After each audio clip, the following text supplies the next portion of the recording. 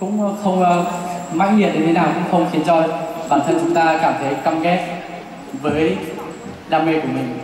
Trong đó có âm nhạc. Âm nhạc, dù bản thân mỗi người chúng ta trong cuộc sống, dù có trong hoàn cảnh, một cái hoàn cảnh thì cũng không khiến cho âm nhạc trở nên tồi tệ và khó nghe. Để thể hiện rõ quan điểm của mình thì sau đây em xin mời quý vị ban giám khảo cùng toàn thể quý vị khán giả lắng nghe phần thi của mình qua ca khúc Thơ Tình của Núi. Quý vị hãy đồng một tay thật lớn để cổ vũ cho bạn đông của chúng ta được không ạ?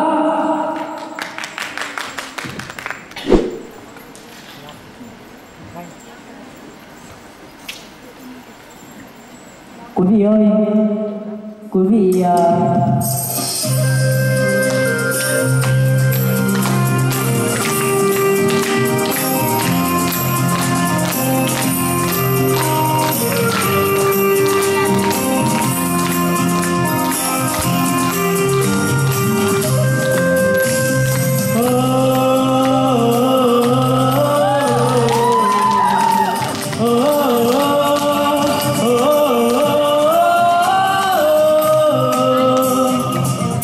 bà đem lưng chừng núi lưng chừng đèo,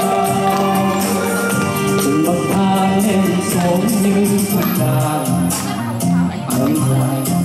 Một lần đi vần xa anh tới gặp em bên suối hát đi, mà rừng mang nở trong tim cùng lắng nghe em hát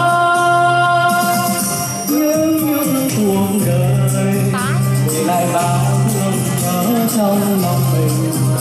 Một cô gái miền núi đã ngọt đưa tình, rồi một hôm anh ghé qua thăm bạn, tìm gặp em cô gái em con đường tim và nàng vui được vẻ hoa nào ngừng, nhịp trầm thanh dù còn nắng đất rơi.